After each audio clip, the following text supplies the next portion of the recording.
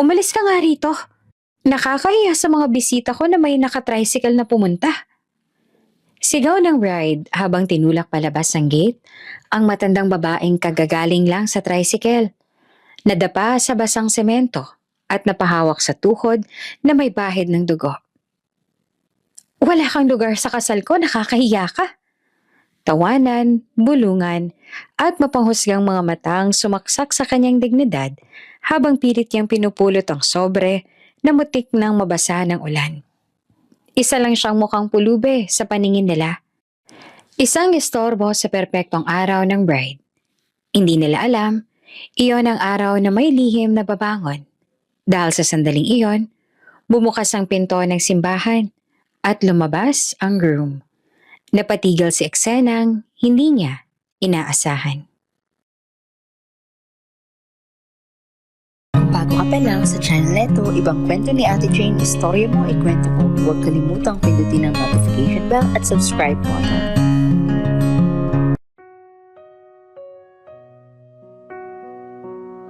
Huminto ang tricycle sa tapat ng isang napakamagarbong simbahan. Puting marmol ang hagdan. Mataas ang haliging tila umaabot sa langit. At ang pinto'y bukas na parang paanyaya sa mga taong sanay sa yaman at karangyaan. Sa loob may ilaw na kumikislap kahit umuulan. Sa labas, ang langit ay mabigat at kulay abo. Parang may dalang pasya. Hindi agad bumaba ang pasahero. Umugong lang ang makina ng tricycle. May bahid ng pag-aalinlangan ang tunog. Sa loob, dahan-dahang gumalaw ang kortinang kupas. Lumitaw ang isang kamay, kulubot, nanginginig at mahigpit na nakahawak sa isang maliit na sobre. Basa na ang gilid nito, tila nasagi ng ulan o pawis, o marahil ng parehong bagay. Sa harap ng sobre may pangalan na isinulat sa lumang tenta, Adrian. Si Aling Rosa. Lumang bestida ang suot niya. Mapusyaw na asul na dati marahil ay maganda, pero ngayon may kupas na mga tupi at bakas ng maraming laba. Ang sandalyas niya ay manipis, ang strap ay bahagyang napunit. Pawisan ang noo niya kahit malamig ang hangin at nanginginig ang tuhod habang ibinababa ang isang paa sa semento. Ang ulan ay marahang tumutulo, sapat para mag-iwan ng maliit na bilog sa lupa. Parang mga mata ng mga taong nakatingin. Huminga siya ng malalim. Makikita na katang muli. Kahit minsan lang. Bulong niya. Halos hindi marinig sa pagitan ng patak ng ulan at busina ng mga sasakyang dumaraan. Hindi niya alam kung tatanggapin siya. Hindi niya alam kung papayagan siyang pumasok. Hindi niya alam kung may lugar ba siya sa araw na yon. Pero alam niya ang kailangan niyang subukan. Dahil ang pagkakataong ito, ang araw na ito ay maaaring ang huli. Bumaba siya ng tuluyan. Kumapit ang sandalya sa basang semento. Muntik nang madulas. Napahawak siya sa gilid ng tricycle at ang driver, isang lalaking may edad na rin. Mabilis na sumilip. Okay lang po kayo, Nay?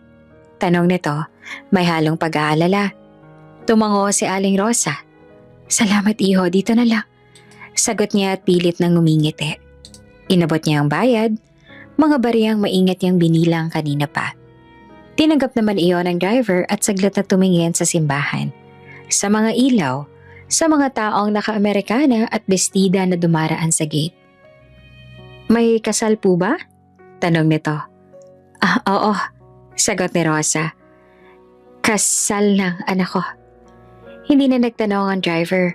Tumango na lang siya at parang may nais sabihin pero piniling manahimik. Umandar ang tricycle. Iniwan si Rosa sa harap ng gate na tila mas mataas pa sa mga pangarap na matagal niya nang binitawan. Sa loob ng bakuran may mga bodyguard na nakapwesto. May mga bisitang bumababa mula sa mamahaling sasakyan. Itim, puti, pilak. Mga pintong otomatikong bumubukas. Mga payong na inilalahad ng mga tauhan. Ang hangin ay puno ng pabango at kumpiyansa. Ang ulan ay tila walang kapangyarihan doon. Si Rosa ay tumayo sa gilid. Pinupunasan ng kamay sa bestida. Tiningnan niya ang sarili. Ang gusot, ang basa. ang mga marka ng pagod. Inayos niya ang buhok, hinila pababa ang laylayan ng bestida, at muling hinigpitan ang hawak sa sobre.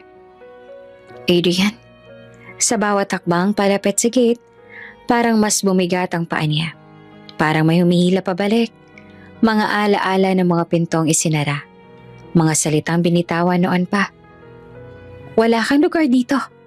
Hindi ka pwede. Hindi ka kabilang. Ngunit naroon din ang isa pang tinig. Mahina pero matatag. Anak ko siya. Huminto siya sa harap ng gate. Isang guard ang sumulyap. Mula ulo hanggang paa. Saglit na nagtagpo ang mga mata nila. Sa tingin ng lalaki, may tanong o paghuhusga na hindi na kailangang bigkasin. Pasensya na po, sabi ni Rosa na magalang, halos pabulong. May kasal po dito at nandito po ang anak ko. Itinaas ang guard ang kilay. Sa likod nito, may isa pang staff na napatingin at saka napangiti ng bahagya. Isang ngiting mabilis ding nawala, pero sapat para tumusok. May imbitasyon po ba kayo? Tanong ng guard. Dahan-dahang inilabas ni Rosa ang sobre. Nanginginig ang kamay niya habang inabot iyon. Parang anumang sandali ay maaari itong mahulog. Basa na ang isang sulok at ang papel sa loob ay mukhang luma. Pero maingat na plenansya. Opo, sagot niya. Eto po. Hindi pa ito binubuksan. Hindi pa tinitingnan ang laman. Ang sandaling iyon ay parang huminto. Ang ulan, ang ingay, ang paghinga ni Rosa. Sa loob ng sobre, naroon ang mga salitang matagal niyang iningatan. Mga salitang hindi niya kailanman inakalang mababasa niya sa ganitong araw. Habang hinihintay ang susunod na sasabihin ng guard, bumalik sa kanya ang alaala ng gabing iyon. Ang unang beses niyang marinig ang iyak ng sanggol. Ang init ng maliit na katawan sa dibdib niya. Ang pangakong binitawan niya sa sarili. Hindi kita pababayaan. Ngunit ang mundo ay may sariling plano. Isang malakas na halakhak ang umalingaw-ngaw sa loob ng bakuran. May grupo ng mga bisita na dumaraan. Naka-designer gown. May hawak na payong na parang aksesorya lamang. May isa sa kanila ang sumulyap kay Rosa. Saka nagbulungan.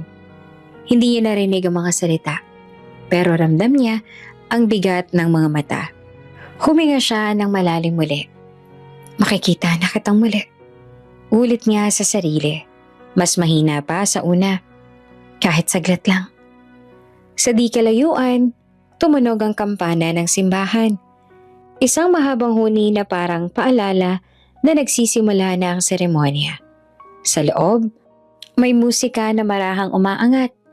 Sa labas, si Aling Rosa ay nakatayo pa rin. Hawak ang sobre. Basa ang bestida at puno ng takot at pag-asa ang puso. Hindi niya alam na ang bawat patak ng ulan sa sandaling iyon ay parang bilang paabante sa isang katotohanang matagal nang naghihintay. At sa loob ng sobre, sa ilalim ng pangalan, may isang lihim na sa araw na yon ay hindi na mananatiling tahimik. Sa loob ng bakuran ng simbahan, parang hiwalay na mundo ang nagaganap. Isa-isang huminto ang mga mahahabang limousine sa driveway. Tahimik pero makapangyarihan ang paggalaw ng mga ito. Itim na intim, makintab, walang kahit anong bakas ng ulan sa salamin dahil may mga tauhang handang magbukas ng pinto sa eksaktong sandali. Bumubukas ang mga pinto at mula roon ay bumababa ang mga bisitang bihis na bihis. Parang palabas sa fashion magazine. May bodyguards na nakapwesto sa bawat gilid. Diretso ang tindig, seryoso ang mga mukha. Walang ngiti, walang kibot. Parang bawat kilos ay may binabantayang halaga. Sa loob ng simbahan, tumutugtog na ang organ. Malalim ang tunog. Umaalingaw-ngaw sa kisame. Dumadaloy sa bawat upuan. Sa bawat bulong ng mga bisita, ang mga ilaw ay tama lang ang liwanag. Hindi masyadong maliwanag. Hindi rin madilim. sapat para ipakita ang ganda ng mga puting bulaklak. Ang mahabang carpet at ang altar na puno ng disenyo at karangyaan. Grabe, parang royal wedding. Bulong ng isang babae sa katabi niya habang inaayos ang mamahaling hikaw. Kasi ba naman, sino bang hindi? Bilyonaryo kaya ang groom? Sagot naman ng isa pa. May halong paghanga. Sa harap nakaupo ang mga VIP, mga negosyante, politiko, kilalang personalidad. May ilan na tahimik lang. May ilan na panay ang tingin sa relo. Pero lahat may iisang ekspresyon. Expectation. Dahil hindi ito ordinaryong kasal. Ito ang kasal ni Adrian. Si Adrian Valero ay kilalang bilyonaryo. Batang-bata pa pero hawak na ang ilang malalaking kumpanya. Tahimik, disiplinado, bihirang umite sa publiko. Para sa marami, siya ang perpektong larawan ng tagumpay. Mayaman, matalino. May paparating na magandang asawa. Sa isang gilid ng simbahan, nakatayo si Adrian sa harap ng salamin.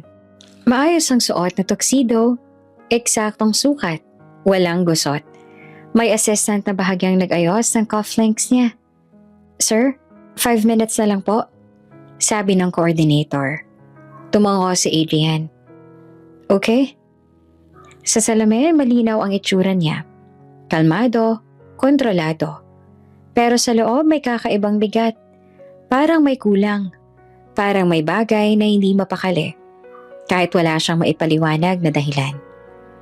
Sumagi sa isip niya ang litrato. Ang lumang litrato na ibinigay ng private investigator. Ilang araw lang ang nakalipas. Isang matandang babae, payat, simple ang suot. Nakatayo sa harap ng isang barong-barong. Si Rosa. Hindi niya alam kung bakit. Pero mula nang makita niya iyon, may kung ano nang gumalaw sa kanya. Isang pakiramdam na matagal niya nang hindi nararamdaman.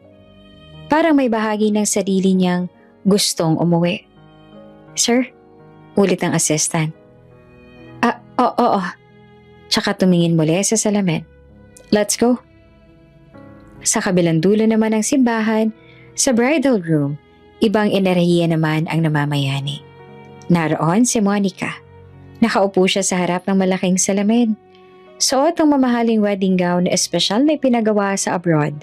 Detalyado ang borda. Mahaba ang trend, perpekto ang bawat tahi. May stylist na maingat na nag-aayos ang buhok niya, habang may isa pang inaayos ang belo. Make sure na walang kahit anong mali. Malamig niyang sabi, hindi tumitingin. Ayoko may makasira sa araw na to. Yes, ma'am. Mabilis ang sagot ng stylist. Sa salamin makikita ang ngiti ni Monica. Hindi masaya, kundi kumpiyansa. Ito ang araw na inaasahan niya. Ang araw na magiging kanya ang lahat. Ang apelido, ang posisyon, ang mundo ni Adrian. Nasaan ba ang security? Tanong niya. Nakaposisyon na po lahat? Sagot ng assistant. Walang makakapasok ng walang clearance. Tumango si Monica. Good. Ayoko may kung sino-sino makaka-eksena. Hindi niya alam na hindi malang sumagi sa isip niya na nasa labas ng gate ay may isang babaeng nakatayo sa ulan. Hawak ang sobre at bitbit ang isang katotohanang kayang gumiba sa perpektong araw niya. Crosscut. Sa labas ng simbahan, si Aling Rosa ay bahagyang lumayo sa gate. Tumabi siya sa isang poste at pilit na pinupunasan ang basang bestida. Hinaplos niya ang laylayan, inayos ang gusot, at pinunasan ng kamay sa tela na halos wala nang masipsip na tubig. Tumingala siya sa timbahan. Napakaganda, napakalaki. Parang hindi totoong lugar para sa isang katulad niya. Sa loob, naririnig niya ang musika. Malinaw kahit nasarado ang pinto. Nakaramdam siya ng kaba. Paano kung hindi siya papasukin? Paano kung tama ang lahat ng takot niya? Hinigpitan niya ang hawak sa sobre.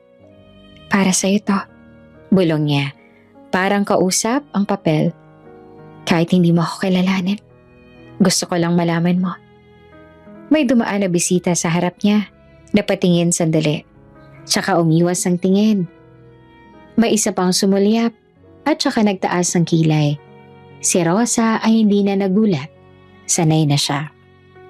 Pero sa kabila ng lahat, hindi siya umalis. Sa loob ng simbahan, tumayo ang mga bisita. Tumigil ang bulungan. Lalong lumakas ang organ. Malapit nang magsimula ang kasal ng siglo. At sa pagitan ng puting bulaklak, sa loob at ng basang semento sa labas, dalawang mundong hindi kailanman dapat magtagpo ang dahan-dahang papalapit sa isa't isa. Kahit walang nakakaalam kung anong kapalit. Tumunog ang takong ng isang babae sa sementadong daan habang dumaraan sa harap ng gate. Sumunod ang isa pa, tapos isa pang grupo. Ang bawat takbang ay may kumpiyansa, may tunog ng kayamanan. Sa likod nila si Aling Rosa ay nananatiling nakatayo. Tahimik, basa at halatang hindi kabilang sa eksenang iyon. Next po, malamig na sabi ng guard sa harap ng gate. Napatingin si Rosa. Napalunok. Dahan-dahan siyang lumapit.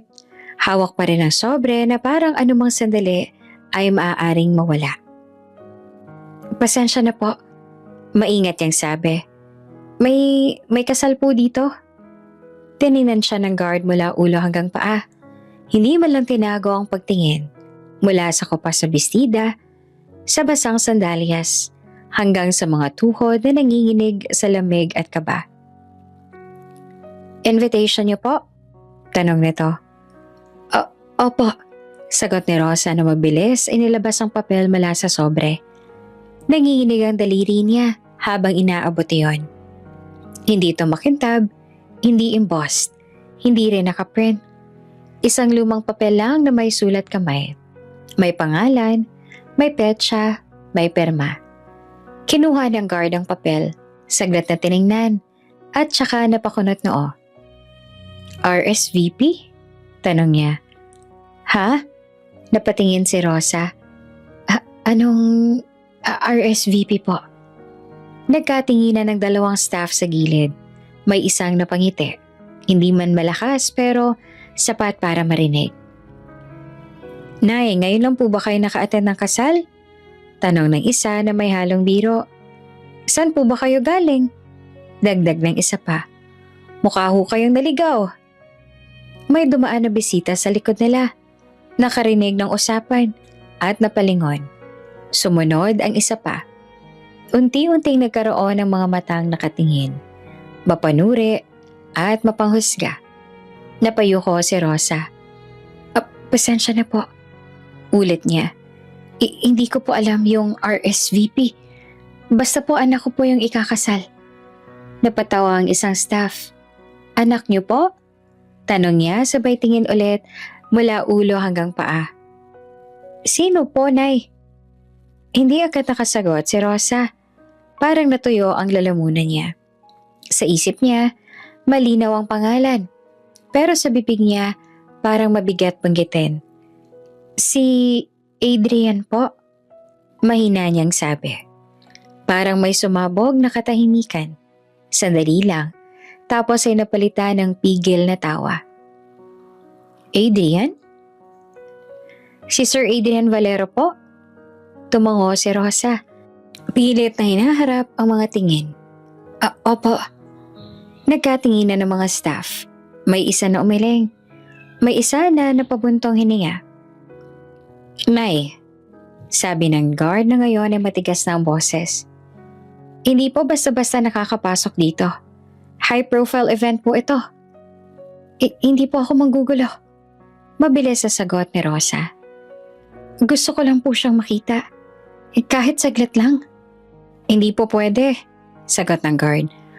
Wala ho kayong RSVP, wala rin ho kayong pangalan sa listahan. May isang babaeng staff ang lumapit, hawak ang tablet. Wala po talaga, sabi niya matapos mag-scroll. Wala pong Rosa dito. Parang may humigpit sa dibdib ni Rosa. Baka po mali lang, sabi niya na halos pabulong. Matagal na po akong wala. Baka po. Nay, putol lang guard. Please lang po. Huwag niyo na kaming ilagay sa alanganin. Sa likod nila may narinig na bulungan. Pulubi ba yan? Tricycle pa talagang sinakyan? Grabe, pati ba naman dito may ganyan? Sa bawat salita ay parang maliit na bato na ipinupukol sa kanya. Isa-isa, paulit-ulit. Napahawak si Rosa sa sobre. Ramdam niyang pagkakabasa ng papel sa loob. Ramdam niya rin ang bigat ng mga taon na parang bumalik lahat sa iisang sandali. Hindi po ako pulubi. Mahina niyang sabi. Halos sa sarili. Isa po akong ina. Ngunit walang nakinig. Isang guard ang bahagyang humarang. Inalayo siya ng kaunti sa mismong gate. Dito na lang po kayo, sabi niya. Hintayin niyo na lang po na matapos. Hindi po ba pwedeng? Nagsimula si Rosa, pero hindi niya itinuloy. Nakita niya ang itsura ng guard. Sarado na ang isip. Sarado na ang pinto. Sa loob ng bakuran, narinig ang pagtaas ng musika. Malapit na talagang magsimula. Si Rosa ay tumingin sa simbahan. Kita niya ang pintuan. Kita niya ang ilaw. Kita niya ang mga taong pumapasok. Nang walang hadlang. Sa isang iglap, parang bumalik ang lahat. Ang mga pintong isinara sa kanya noon. Ang mga salitang binitawan. Hindi ka pwede, hindi ka kabilang. Pinunasan niya ang pisngi niya. Hindi niya napansin na may luha na pala. Pasensya na po. Sabi niya ulit. Mas mahina pa sa una. Tumalikod siya ng bahagya, pero hindi pa tuluyang umalis. Parang may umaasang may tatawag, may magsasabing, sandali lang. Sa halip ay may isa pang staff ang napangiti. Sabay sabi sa katabi, grabe, saan kaya yan galing ano? Naglakad si Rosa palayo ng ilang hakbang. Huminto at saka maling inayos ang bestida. Pinagpag niya ang laylayan kahit wala namang saysay. Tumingin siya sa hawak na sobre. Basang-basa na ang sulok. Anak, bulong niya. Halos walang tunog. Narito na ako. Sa likod niya nagsara ang gate ng bahagya. Hindi tuluyan, pero sapat para ipaalala kung nasaan ang hangganan. At sa loob ng simbahan, walang kaalam-alamang room na ilang metro lang ang layo, may isang babae nang pinipigilang makapasok. Isang babaeng buong buhay na naghihintay sa sandaling ito. Tumigil ang lahat ng marinig ang tunog ng takong na papalapit. Hindi basta lakad, may diin, may yabang, may kasamang kumpiyansang sanay sundin. Lumingon ang staff. Ang guard na kanina ay nakipag-usap kay Aling Rosa ay bahagyang tumuwid ang tindig. Dumating ang bride. Si Monica. Nakaputing robe siya. Bukas sa harap para hindi masira ang gown sa loob. May assistant sa likod niya, hawak ang laylayan. At dalawa pang babae ang nakasunod. Parehong seryoso ang muka, kahit hindi pa siya nakagown. Malinaw kung sino ang may kontrol sa lugar na iyon. Huminto si Monica ilang hakbang mula kay Aling Rosa. Hindi siya agad nagsalita. Binata niya ang matanda mula ulo hanggang paa. Isang basang buhok, ang kupas sa bestida, ang sandalyas na may bahagyang putol sa strap, ang sobre na mahigpit na hawak na parang huling sandigan. Tumagal ang tingin, sinasadya. Ano to? Tanong niya sa guard na malamig ang boses. Bakit may ganyan dito? Napalingon ng guard. Ma'am, wala po siyang RSVP. Tumango si Monica, pero ang tingin niya hindi umalis kay Rosa. Hindi lang RSVP ang problema, sabi niya. Itsura pa lang mali na. May ilang bisita sa paligid ang napahinto. May narinig na bulungan. May mga matang unti-unting tumuon sa eksena. Si Rosa ay nakatayo lang, hindi niya alam kung saan ilalagay ang sarili. Gusto niyang magsalita, pero parang nawawala ang boses niya. Pasensya na po, mahina niyang sabi. Gusto ko lang po sana. Hindi pa niya natapos. Hindi. Putol ni Monica at diretso ang nakatingin ito sa kanya. Hindi pwede rito ang mga ganyang klase. Parang may tumigil na hangin. Nakakahiya. Dagdag pa ni Monica, mas malakas ngayon. Tingnan mo nga ang lugar. Kasal to, hindi feeding program. May ilang nakarinig ang napasinghap. May iba namang napangiti. Parang may aliw na nakuha. Namula ang mukha ni Rosa. Ramdam niya ang init kahit malamig ang ulan. Bumigat ang hawak niya sa sobre. Hindi po ako mamamalimos. Sabi niya na nanginginig ang boses. Ako po ang ina ni... Enough. Putol ulit ni Monica. Sabay taas ang kamay. Ayoko nang marinig. Lumingon siya sa guard. Paalisin niyo na yan. Isang utos lang, walang emosyon, walang pag-aalinlangan. Nagkatinginan ng mga guard. Isa sa kanila ang lumapit kay Rosa. Nay, sumunod na lang po kayo. Sabi nito, na halatang alanganin pero sumusunod. Napaatras si Rosa ng isang hakbang. Sandali lang po. Pakiusap niya. Gusto ko lang po talagang wala kang lugar sa kasal ko. Malamig na sabi ni Monica. Sabay harap muli kay Rosa. Nakakahiya ka. Parang may pumutok sa loob ng dibdib ni Rosa. May tumawa sa likod. Isang maikling tawa pero sapat na para marinig. Tricycle lang talagang sinakyan? Bulong ng isang bisita. Tapos ikiklaim na ina ng groom? Grabe naman ang lakas ng loob. Sagot ng isa pa. Unti-unti lumalapit ang mga mata. Para bang palabas ang nangyayari. At si Rosa ang pangunahing eksena. Hinawakan siya ng guard sa braso. Hindi marahas, pero malinaw ang intensyon. Ma'am, sabi ng guard kay Monica, sa labas na lang po namin siya dadalhin. Siguraduhin na niyo, sagot ni Monica. Ayoko makita yan dito ulit. Habang hinihila palayo si Rosa, nadapa siya ng bahagya. Dumulas ang sandalyas sa basang semento. Muntik nang mahulog ang sobre, pero nasalo niya agad. Pasensya na po. Paulit-ulit niyang sabi. Hindi na alam kung kanino. Pasensya na po. Walang sumagot. Sa gilid may isang staff na umiling. May isa pang napailing din, pero walang umimik. Si Monica ay tumalikod na. Para sa kanya, tapos na ang usapan. Let's go, sabi niya sa assistant. Ayoko madali ang kasal dahil sa gulo.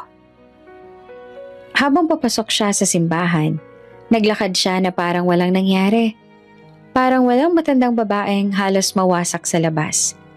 Parang wala siyang sinasabing salitang kayang mag-iwan ng peklat. Sa likod niya, sa may gate, si Rosa ay nakatayo ulit. Mas malayo na ngayon. Basa ang tuhod, nanginginig ang kamay, at namumula ang mata. Tiningnan niya ang simbahan. Kita niya ang pinto. Kita niya ang liwanag. Anak, bulong niya na halos walang tunog. Andito na ako. Pero sa sandaling iyon, para sa lahat ng nakarinig at nakakita, isa lang siyang istorbo. Isang kahihiyan. At hindi pa alam ni Monica, hindi pa alam ng kahit na sino, na ang simpleng utos na yon ang magsisimula ng pagbagsak ng perpektong araw na pilit niyang kinokontrol. Pagbabalik tanaw. Parang may pumutok sa loob ng ulo ni Rosa. Sa gitna ng ulan, sa harap ng simbahan, habang nakatayo siya tila walang halaga sa paningin ng lahat. Biglang bumalik ang isang alaala. Isang alaala na pilit niyang kinukuble sa pinakalikod ng kanyang isipan.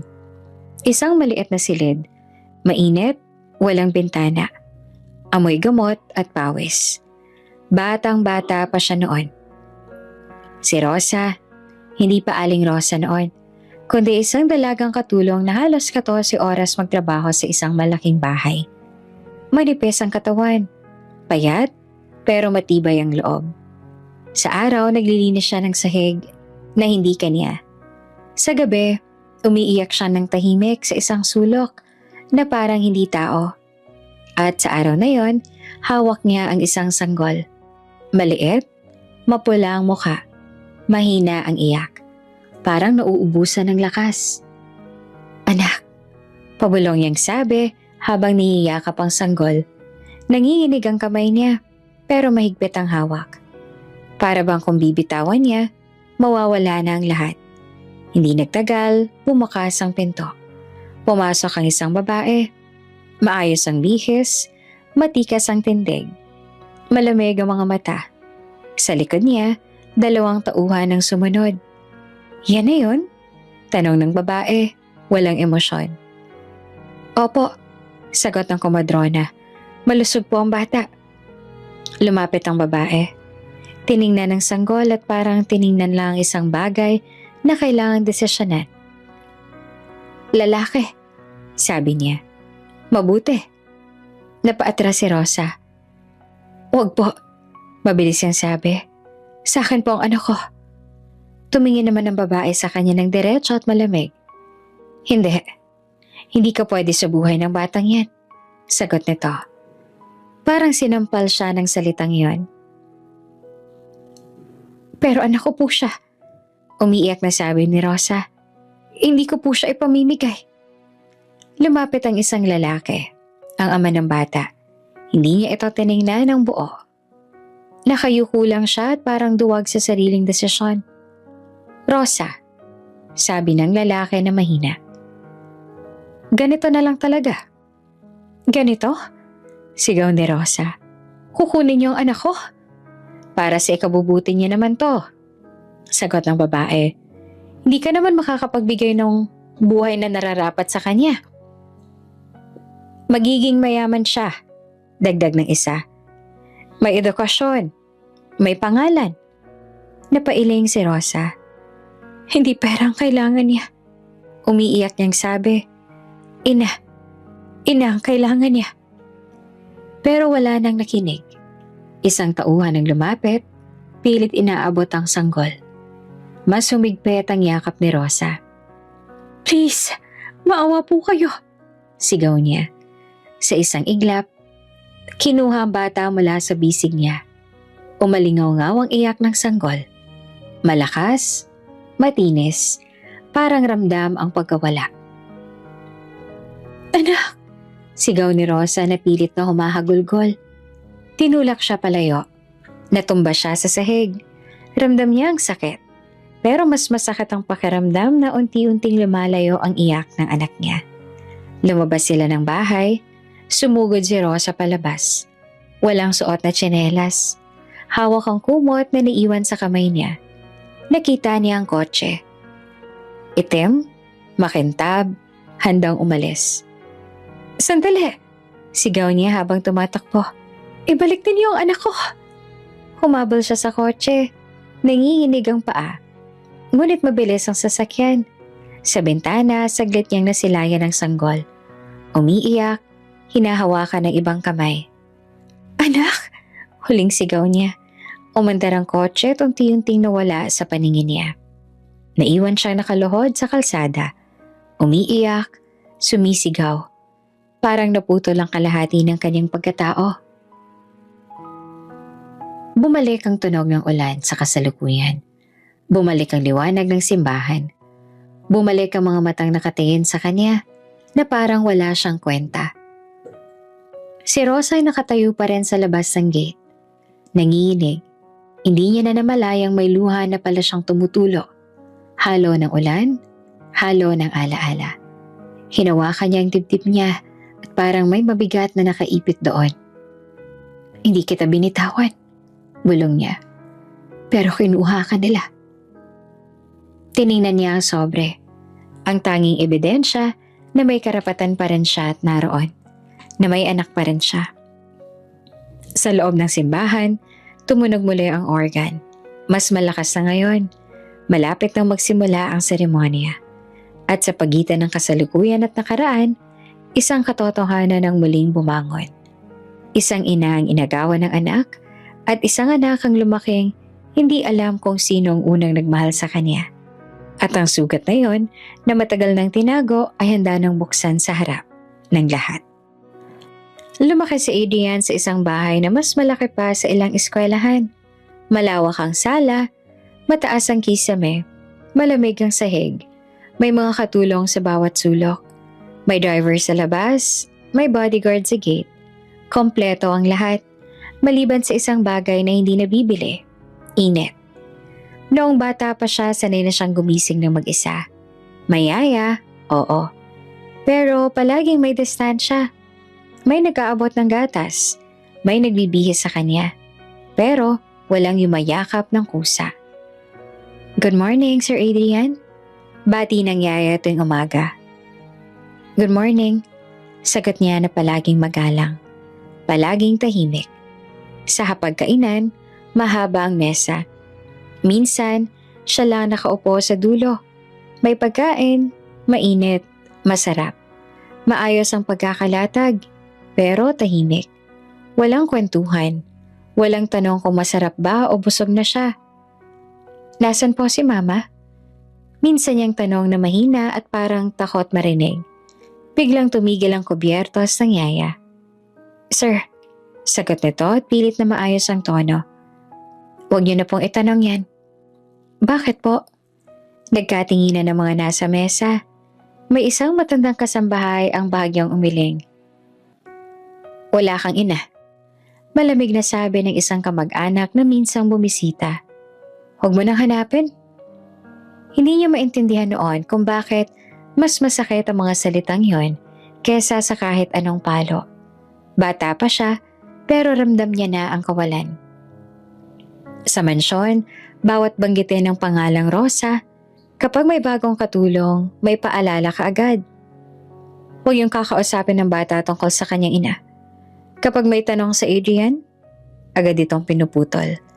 Kapag may luha, sinasabihang tumigil. Hindi bagay sa isang balerong umiiyak, sabi ng lolo niya minsan. Kaya natuto si Adrian na lunukin ng emosyon. Natuto siyang umiti kahit walang dahilan. Natuto siyang tumayo ng tuwid kahit may kulang. Isang birthday niyang tumatak sa alaala niya. 7 taong gulang siya noon. Malaki ang handa. May cake na halos kasing tangkad niya. May mga lobo, may clown. May mga batang inimbitahan. Mga anak ng kaibigan ng pamilya. Tumutugtog ang musika. Masaya ang lahat. Happy birthday, Adrian! Sabay-sabay nilang sigaw. Ngumiti siya, pumalakpak. Tumayo sa harap ng cake.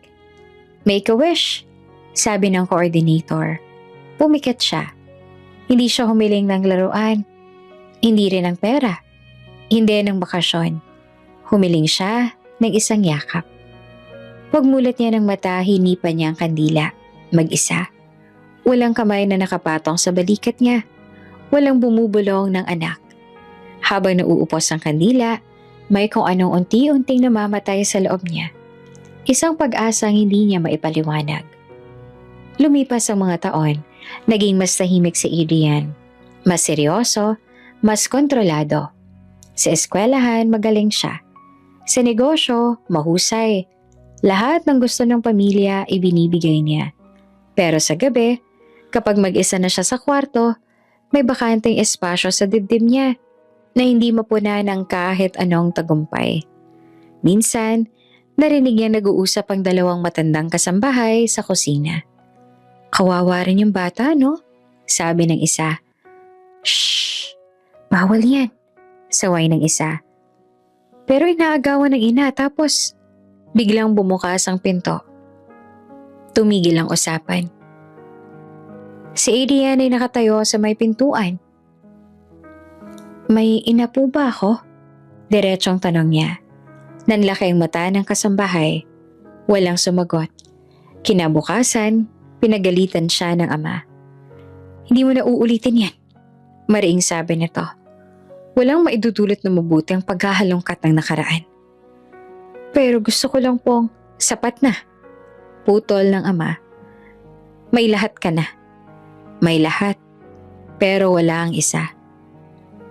Kaya nang lumaki si Adrian, natutunan niyang huwag nang magtanong. Natutunan niyang huwag nang maghanap. Tinanggap niya ang ideyang may mga bagay na hindi para sa kanya.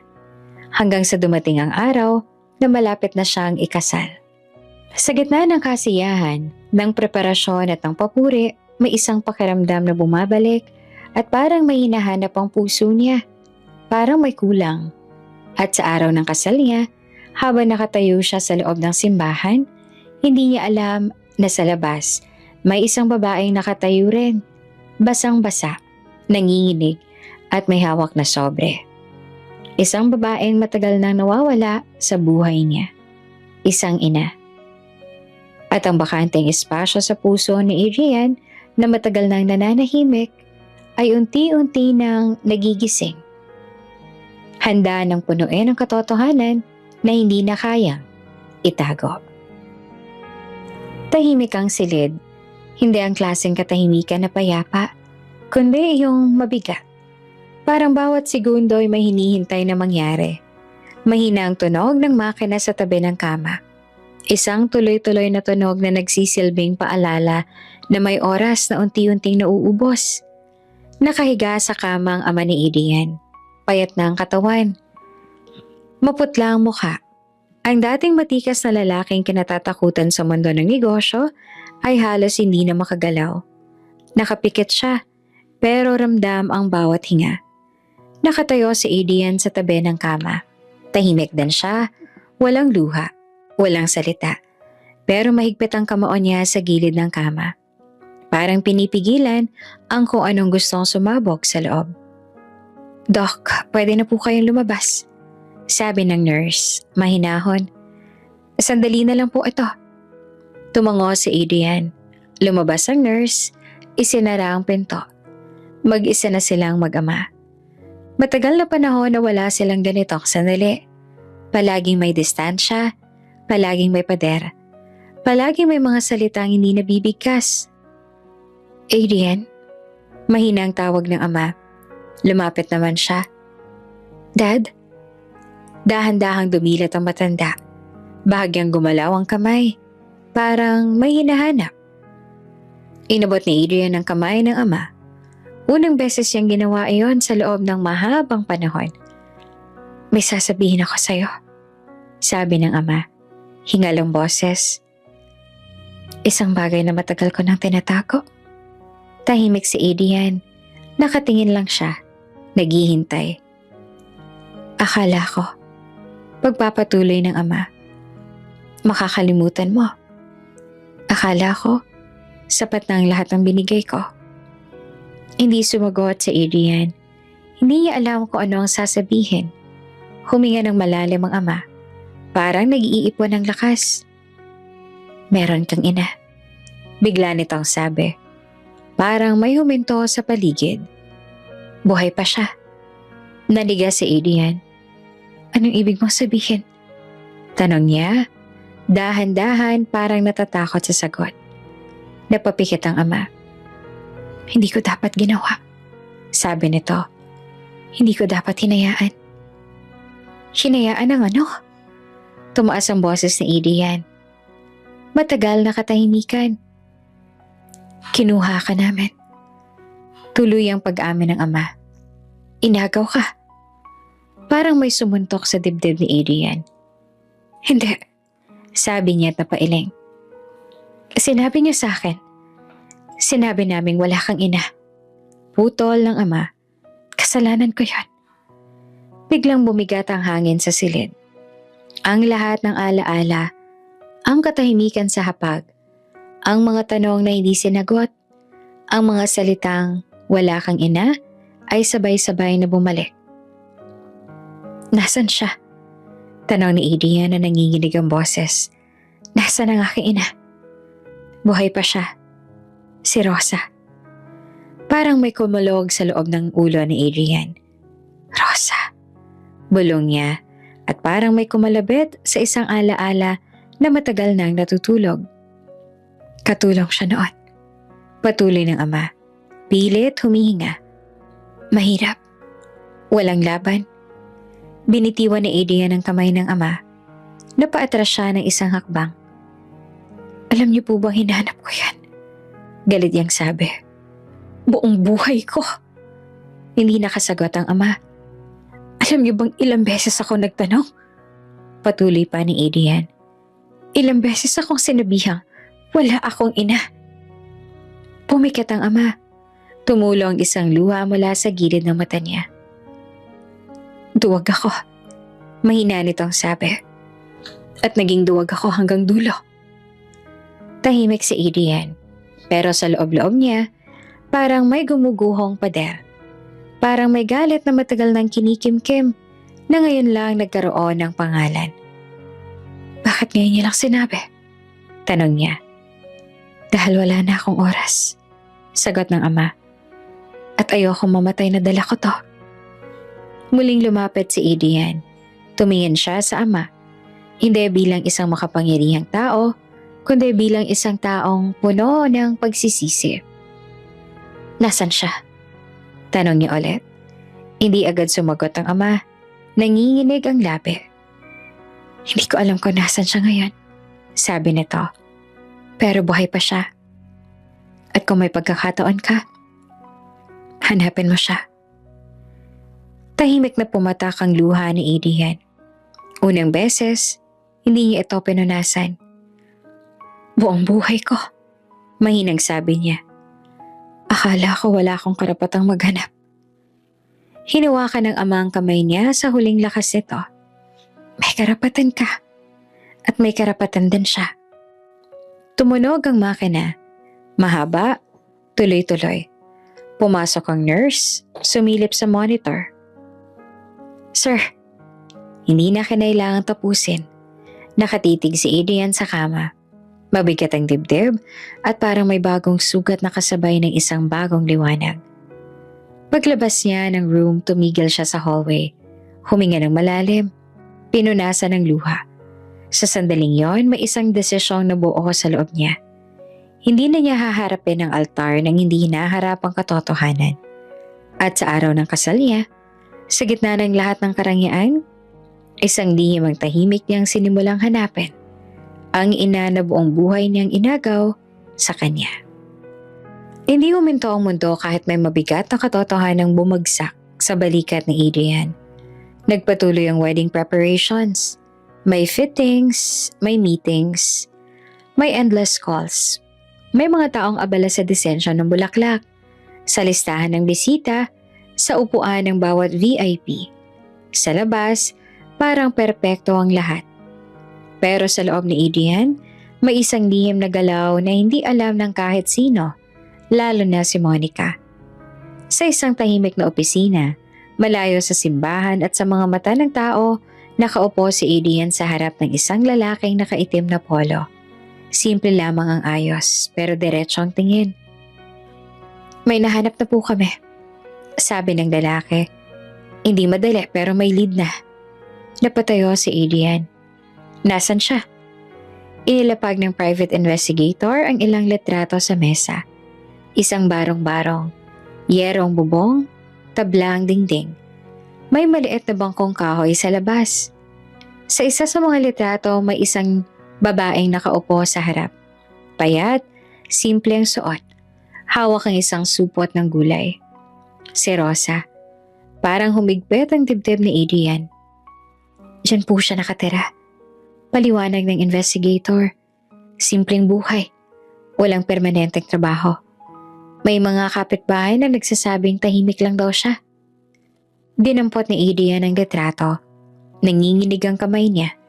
Iyon ang unang beses na nakita niya ang mukha ng babaeng matagal nang tinanggal sa buhay niya. Buhay? Buhay siya. Bulong niya. Opo, sagot ng investigator. Pero, dalhin niyo siya rito.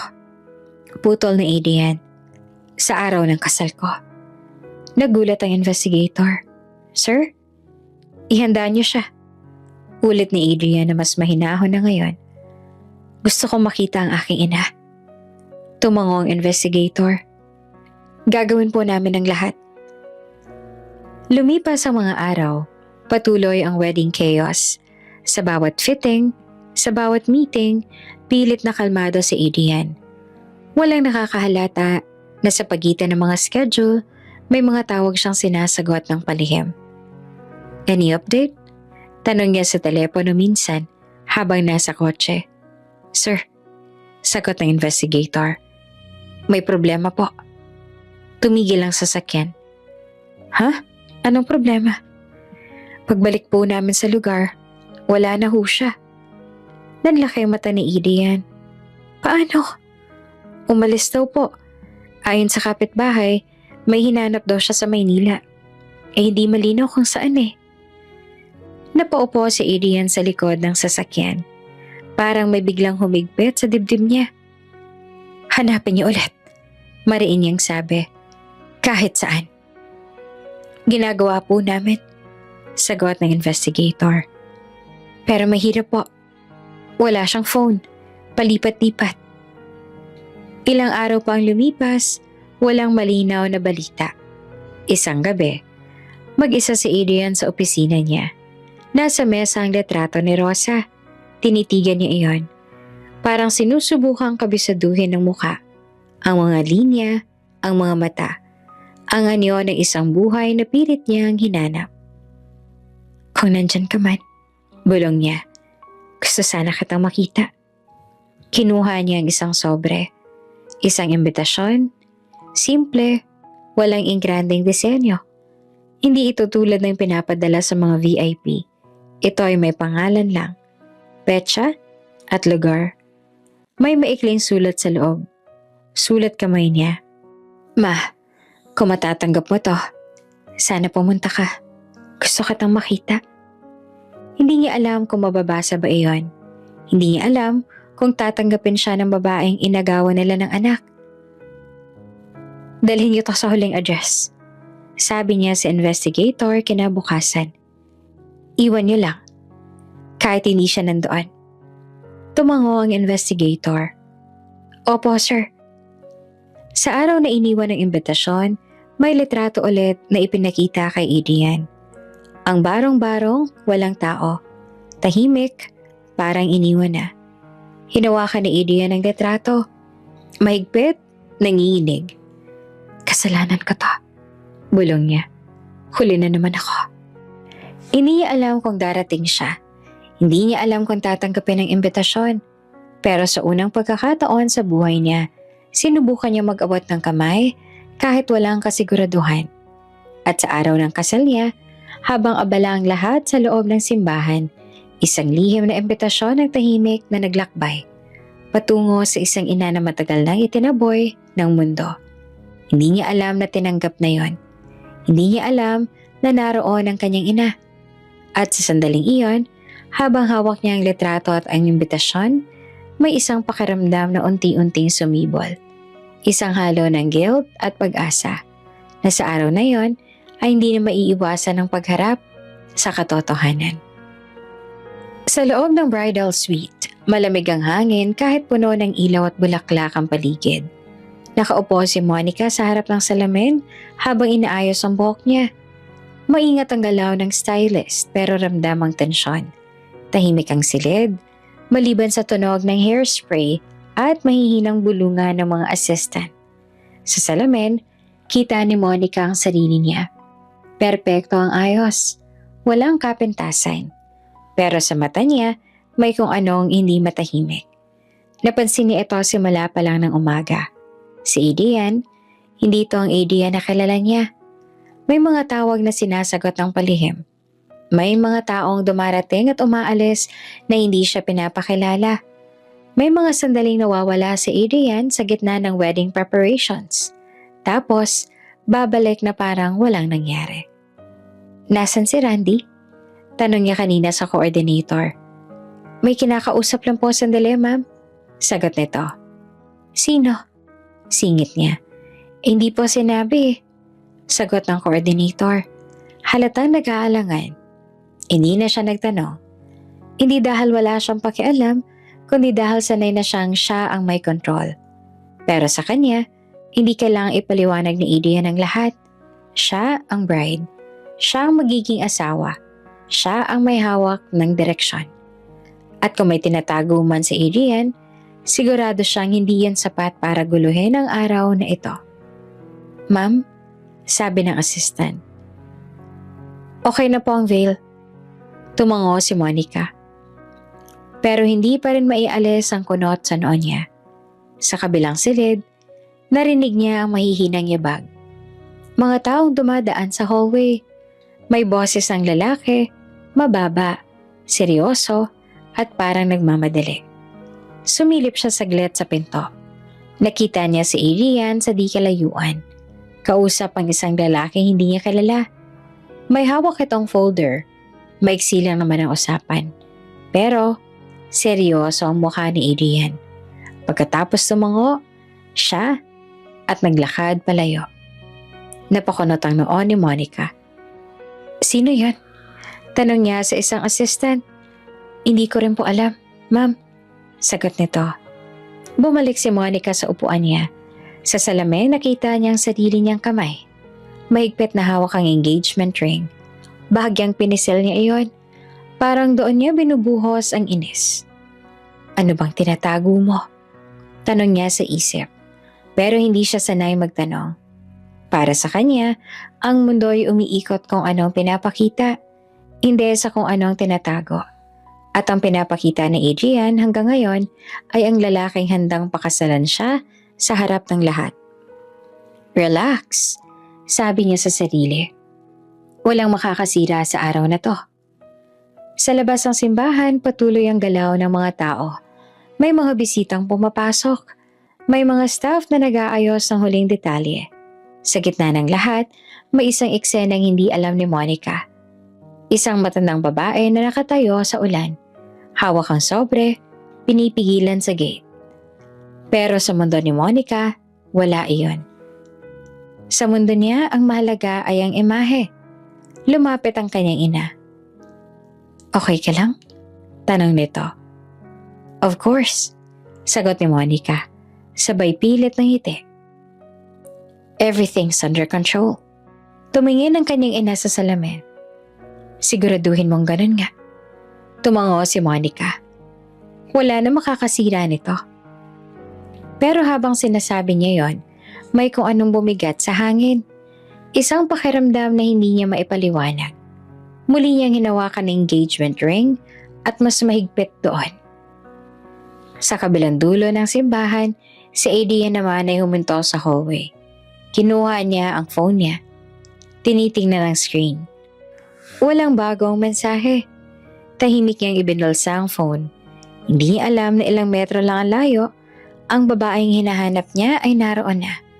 At hindi rin alam ni Monica na ang mga lihim na kilos na iyon, ang mga tawag, ang mga taong dumaraan, ay hindi tungkol sa ibang babae. Hindi tungkol sa negosyo. Ito ay tungkol sa isang ina. Isang katotohanan na hindi niya kontrolado. At sa sandaling iyon, habang pinipisil niya ang singsing at pilit na pinapanatili ang kumpiyansa, unti-unting gumagalaw ang mga piraso ng isang kwentong sa huli ay hindi niya na mapipigilan. Kahit gaano pa siyang kasanay na kontrolin ang lahat. Malakas ang ulan ang mangyaring hindi niya kayang bawiin. Sa labas ng simbahan, patuloy ang pasok ng mga bisita. May mga payong na mamahalin. May mga tauhang nagbukas ang pinto. May mga ngiting sanay sa kamera. Parang walang puwang para sa kahit anong hindi perpekto. At sa gitna ng lahat, naroon si Aling Rosa. Hawak niya pa rin ang sobre, na ngayon ay halos basa na. Nanginginig ang kamay niya at hindi dahil sa lamig lang, kundi dahil sa bigat ng mga tingin na dumidikit sa kanya mula sa lahat ng direksyon. Nay, sabi ng guard na ngayon ay matigas na ang boses. Kailangan na po kayong umalis. Hindi agad nakareact si Rosa. Parang hindi pa umaabot sa isip niya ang mga salitang yon. Sandali lang po, mahina niyang sabi. Gusto ko lang po sanang... Hindi na siya pinatapos. Hinawakan siya sa braso ng isa pang guard at inakay na palayo sa gate. Hindi marahas, pero malinaw ang mensahe. Wala siyang lugar dito. Napalingon si Rosa sa simbahan. Kita niya ang pinto. Kita niya ang ilaw. Parang ilang hakbang na lang, pero parang napakalayo. Maawa po kayo. Pakiusap niya at halos hindi na marinig sa ulan. Kahit saglit lang po. May isang babaeng bisita ang napahinto. Tumingin kay Rosa at saka sa guard. Ano yan, namamalimos ba? Ewan, mukhang pulubi. Isang maikling tawa, pero parang kutsilyong tumama sa tenga ni Rosa. Tricycle lang sinakyan, tapos gustong pumasok sa kasalang bilyonaryo. Ang kapal naman. Dagdag pa ng isa. Habang hinihila palayo, nadula si Rosa sa basang semento. Napabitaw ang isang paa. Nawalan siya ng balanse. Sa isang iglap, nadapa siya. Tumamang tuhod niya sa lupa. Ramdam niya ang hapde, ang init, ang biglang kirot. May naramdaman siyang basa, dugo na humalo sa ulan. Aray! Mahinang ungol niya, pero nalunod yon sa ingay ng paligid. Nalaglag ang sobre mula sa kamay niya. Tumulas ito sa semento. Muntik nang matangay ng tubig. Hoy! Sigaw ng isang staff. Ayusin niyo yan! Si Rosa ay pilit na bumangon. Nanginginig ang tuhod pero inabot niya agad ang sobre. Niyakap na parang anak. May tumawag mula sa likod. Pulube! Malakas, walang hiya. Parang huminto ang mundo sa sandaling iyon. Nakatayo si Rosa, basang-basa, duguan ang tuhod. Hawak ang sobre at nakatingin ng mga tao'y may ilang naawa. Pero mas maraming nanonood lang na parang palabas. Walang lumapit, walang tumulong. Ang ulan ay patuloy na bumabagsak. Humahalo sa luha ng pisngi niya. Hindi na niya pinunasan. Wala na siyang lakas para itago. Hindi po ako pulube. Mahina niyang sabi. Pero walang nakinig. Tinulak siya palayo ng guard. Umalis na po kayo at huwag na kayong bumalik. Napaatras si Rosa. 3 hakbang hanggang sa tuluyan na siyang mailayo sa gate. Nagsara ang gate sa likod niya. Hindi malakas pero sapat para marinig. Parang pinturin sa puso niya. Napaupo siya sa gilid ng kalsada. Basa ang damit, masakit ang tuhod. Nanginginig ang buong katawan. Pinisil niya ang sobre. Parang doon lang siya kumakapit. Anak, pasensya na. Sa loob naman ng simbahan, hindi pa alam ni Adrian ang nangyayari. Tumutugtog pa rin ang organ, nakatayo ang mga bisita. Malapit na ang lahat. Sa labas ay may isa palang ina na tinataboy ng lahat. Walang dignidad, walang awa. Tiningnan ni Rosa ang simbahan sa huling pagkakataon. Kita niyang pinto, sarado na ngayon. Hindi niya alam kung lalabas pa ba ang anak niya. Hindi niya alam kung makikita pa ba niya ito. Salamat na lang. Bulong niya sa hangin. Sa ulan. Sa mundong tila hindi niya kinabibilangan. Nakita na kita, kahit sa malayo. Dahan-dahan siyang tumayo. Pilit nilalakad ang masakit na tuhod. Sa bawat takbang palayo, parang may iniwan siyang bahagi ng sarili niya sa basang semento.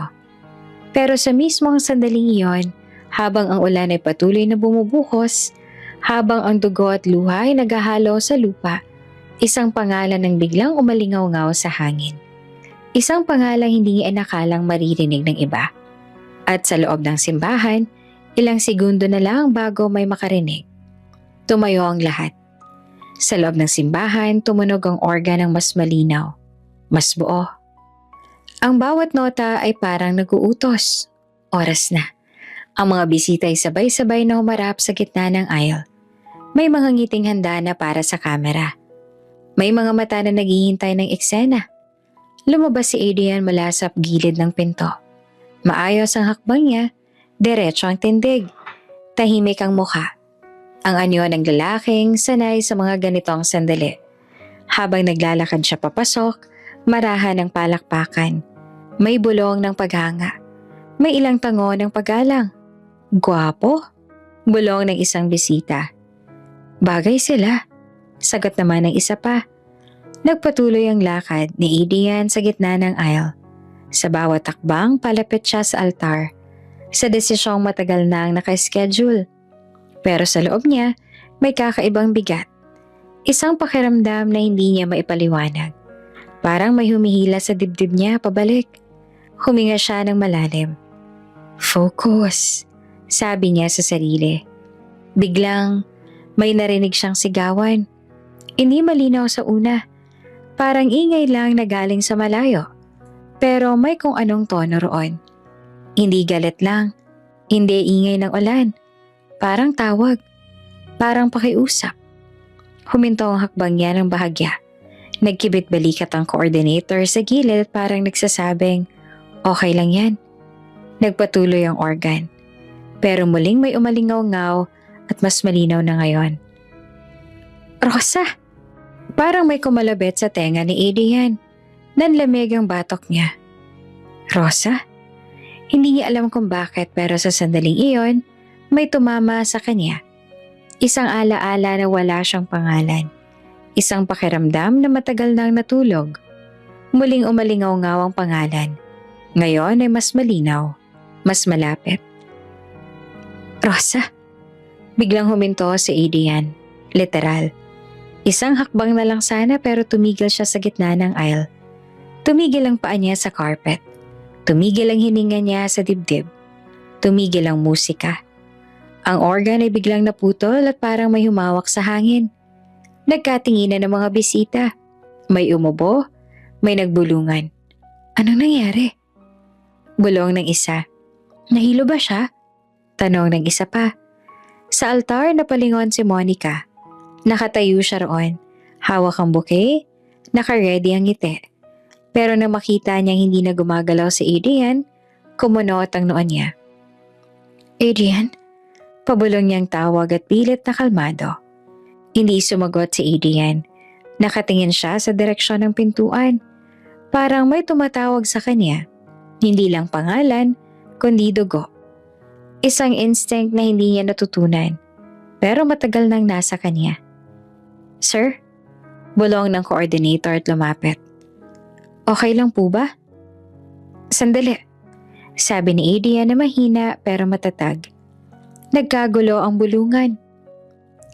May problema ba? Bakit tumigil? Hindi ba tuloy ang kasal? Sa labas ng simbahan, umalingaw muli ang sigawan. Ngayon ay mas magulo.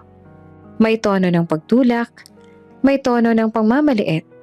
At sa gitna ng ingay, narinig niya ulit ang pangalan. Rosa!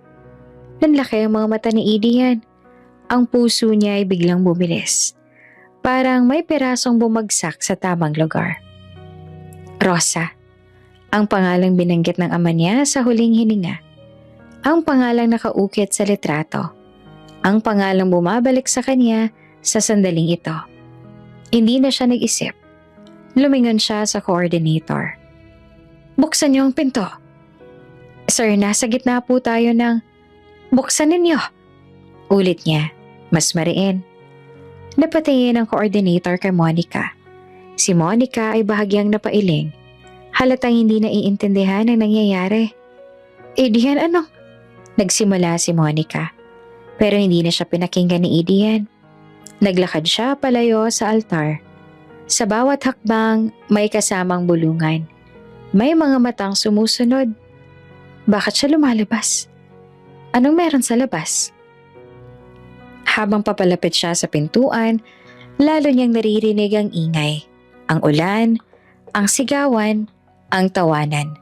At sa gitna ng lahat, isang boses na tila pamilyar kahit hindi pa niya naririnig noon.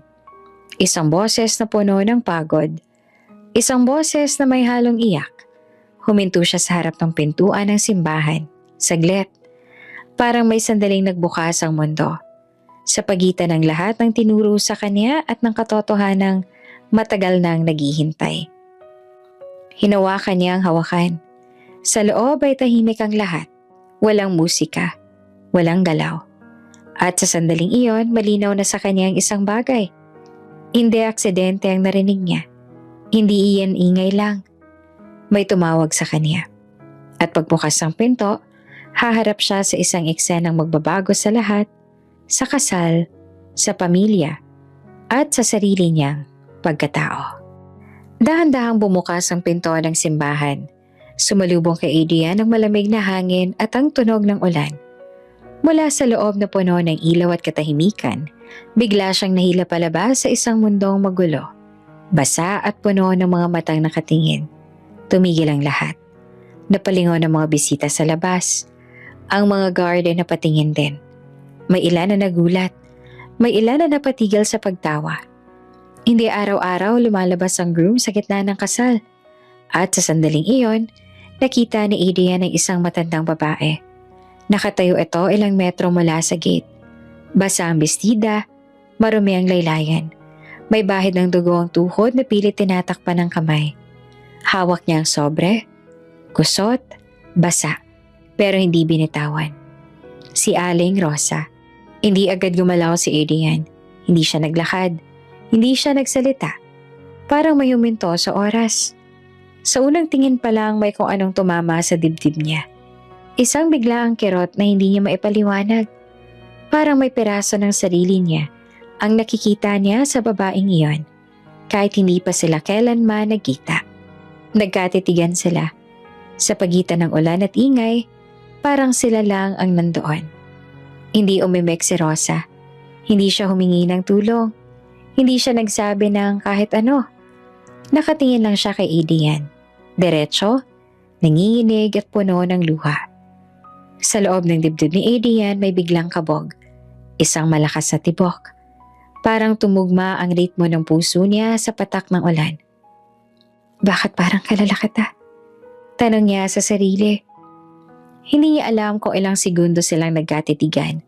Para sa mga nanonood, parang saglit lang. Pero para sa kanila, parang napakahaba. Nakita ni Adrian ang mata ni Rosa. Pagod, pero matatag. May lungkot, pero may pag-asa. Parang matagal nang may gustong sabihin, pero piniling manahimik. May isang bisita ang nagbulong. Sino yan? Siya yung tinaboy kanina. Sagot ng isa pa. Pulubi raw. Narinig iyon ni Adrian. Biglang kumunot ang noon niya. Lumakad siya palapit. Isang hakbang, dalawa. Habang papalapit siya ay mas malinaw ang detalye. Ang panginginig ng balikat ni Rosa, ang pagkapit niya sa sobre, ang bahid ng hiya na hindi niya maitatago. Huminto si Adrian sa harap niya. Magkaharap na sila ngayon. Walang salita, naririnig lang ang ulan. Naririnig lang ang paghinga nila. Sir, mahina ang tawag ng isang guard sa likod na parang babala. Hindi naman lumingon si Adrian. Tumingin siya kay Rosa, hindi bilang groom, hindi bilang bilyonaryo, kundi bilang isang tao na may hinahanap. May biglang sumagi sa isip niya. Isang alaala ng kandilang nauupos mag-isa. Isang birthday na walang yakap.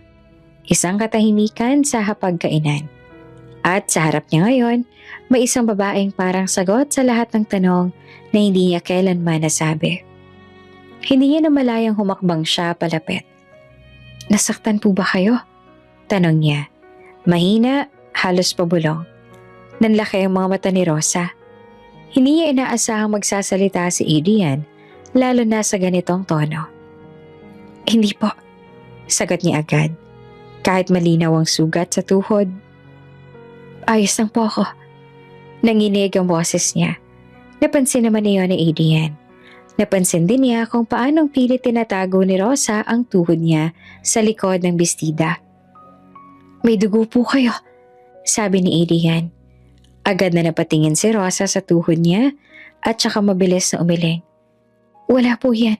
Hindi po yan mahalaga. Parang may humigpit sa dibdib ni Adrian. Hindi niya alam kung bakit. Pero ayaw niyang marinig ang salitang hindi mahalaga mula sa babaeng ito. Sa likod nila may mga matang nanonood. May pagkabigla. May ines. May paggutsa. Adrian, tawag ni Monica mula sa loob ng simbahan. Pilit na mahinahon pero halatang naiirita. Anong ginagawa mo? Hindi pa rin siya nilingon ni Adrian. Nakatuon pa rin ang tingin niya kay Rosa. Bakit po kayo nandito? Tanong niya. Napayuko si Rosa. Humigpit ang hawak niya sa sobre. May hinahanap lang po ako. Sagot niya na mahina. Hindi ko po intensyong manggulo. Tiningnan ni Adrian ang sobre. Parang may kumalabit ulit sa dibdib niya.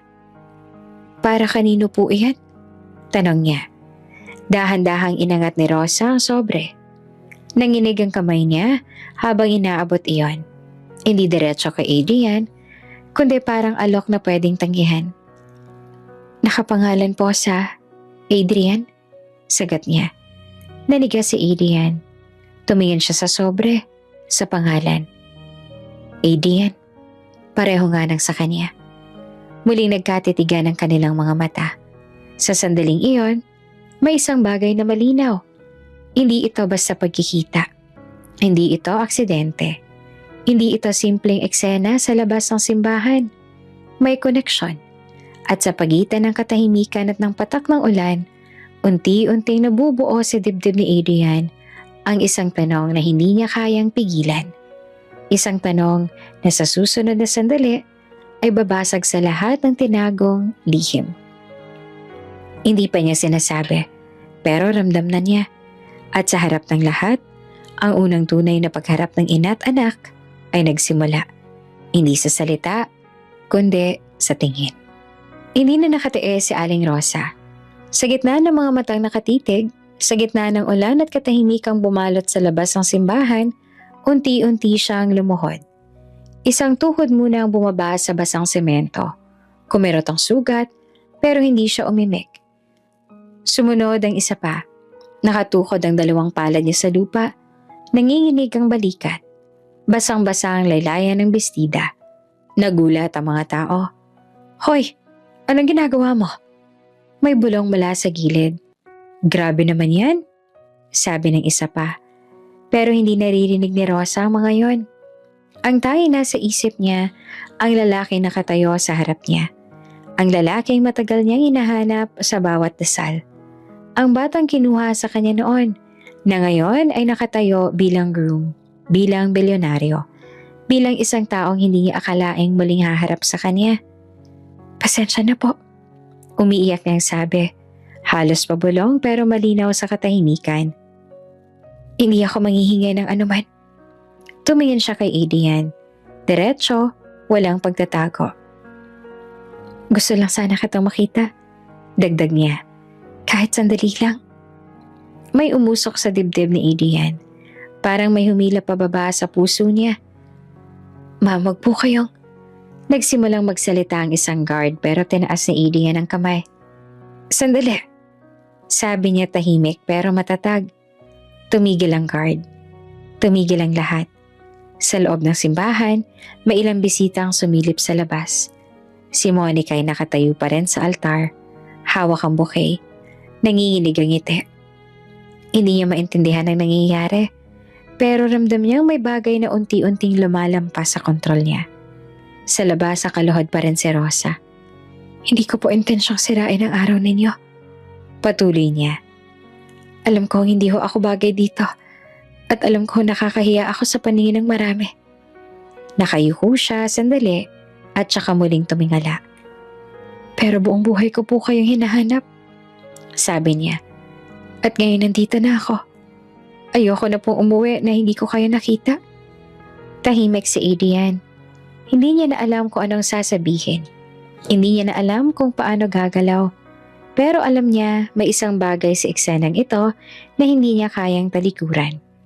May tumulo sa pisngi niya. Luha. Unang beses ulit sa harap ng napakaraming tao. Tumayo po kayo, sabi niya na mahina. Umiling si Rosa. Okay lang po. Dito na lang po ako. Lumapit si Adrian ng dahan-dahan, maingat. At sa isang iglap, lumuhod din siya. Nanlaki ang mata ng mga tao. Adrian! Sigaw ni Monica mula sa loob. Hindi maitago ang pagkabigla. Pero hindi siya pinansin ni Adrian. Magkaharap na sila ngayon. Ang isang lalaki nakasuot ng mamahaling tuxedo at ang isang matandang babae nakaluhod sa basang semento.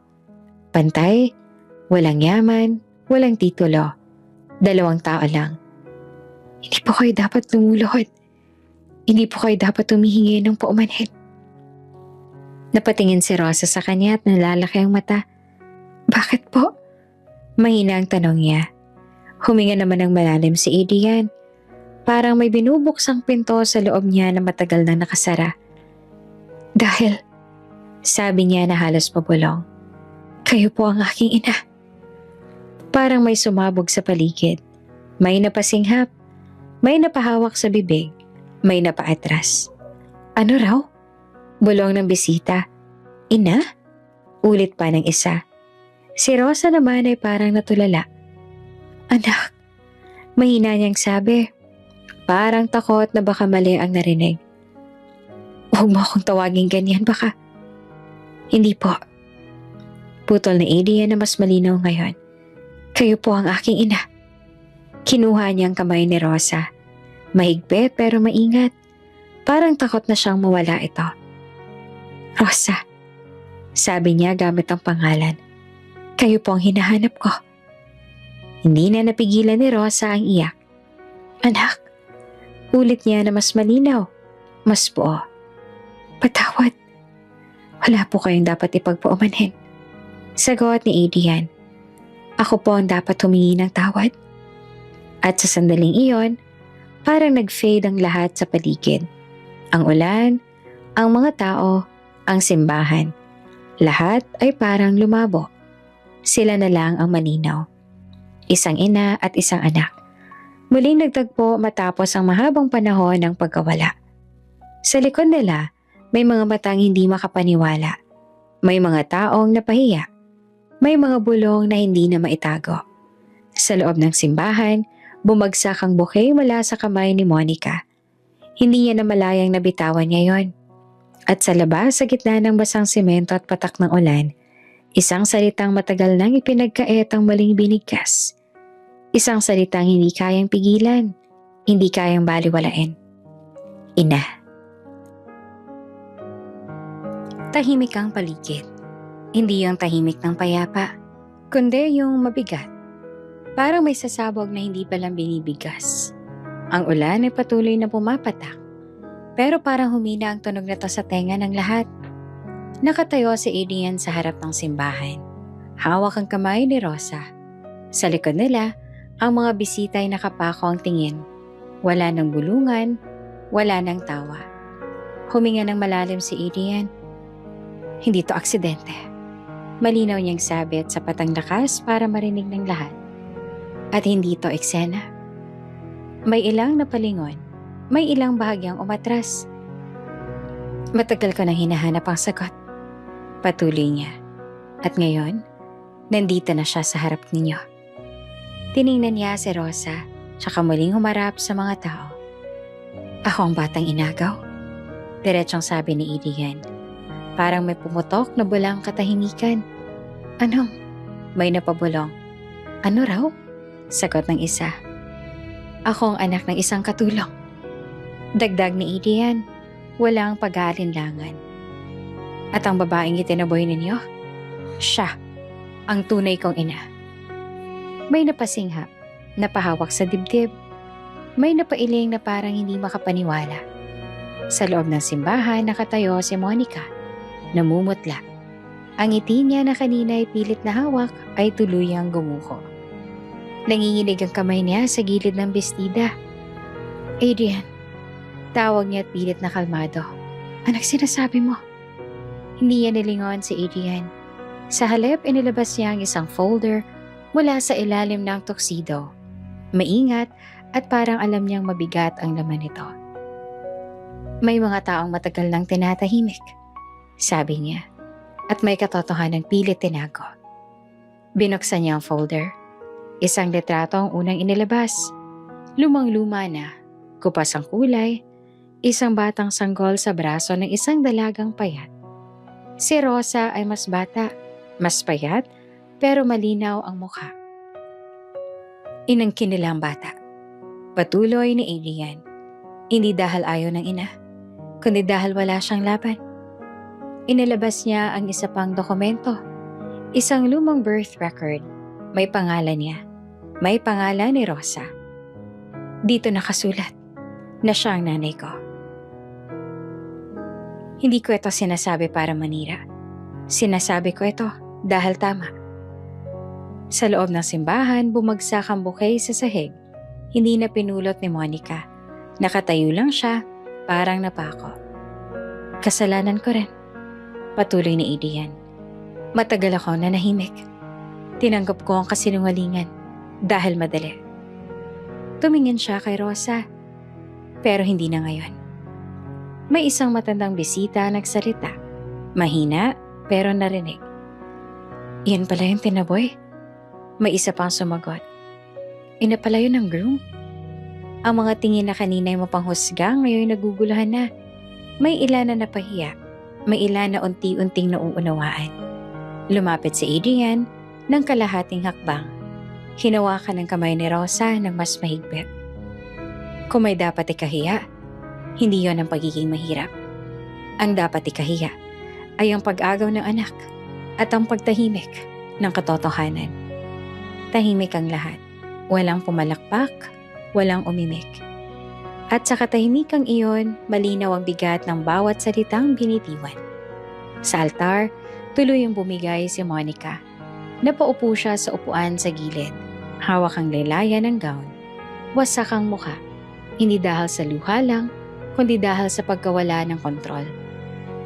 Hindi mo pwedeng gawin to. Pabulong niyang sabi, parang sarili lang kausap. Hindi ngayon. Pero tapos na. Sa labas, sa harap ng simbahan, ang katotohanan ay nakatayo na. Basa man ang ulan, pero malinaw. Tiningnan ni Adrian ang mga bisita, isa-isa. Hindi ko hinihingi ang pag-unawa ninyo, sabi niya. Pero hihingi ako ng respeto. At sa sandaling iyon, wala nang nagawa ang sino man kundi ang makinig. Dahil ang lihim na matagal na tinatago ay tuluyan ng pumutok. Hindi binitawan ni Adrian ang kamay ni Rosa. Sa gitna ng katahimikan, sa harap ng simbahan na ilang minuto lang nakalipas, ay puno ng musika at pagdiriwang. Nananatili silang magkatabi. Isang anak at isang ina na sabay humaharap sa mundo. Adrian, marahang tawag ni Rosa. Parang gusto niyang pigilan. Ayoko ng gulo. Ayoko ng... Mahigpit niyang hinawakan ng kamay ng ina. Hindi po gulo to, sagot ni Adrian. Tahimik pero buo ang tinig. Katotohanan to. Huminga siya ng malalim. Tsaka humarap sa mga bisita. Sa mga mata niyang nakatingin pabalik, may galit, may hiya, may pagtataka. Wala na siyang nakitang dahilan para umatras. Kung hindi mo siya kayang igalang, malinaw niyang sabi, hindi ko rin igagalang ang kasal na to. Parang may dumaan na alon sa hanay ng mga tao. Grabe, bulong ng isa. Talaga bang? Simula ng isa pa pero hindi na natuloy. Sa loob ng simbahan napatingin si Monica.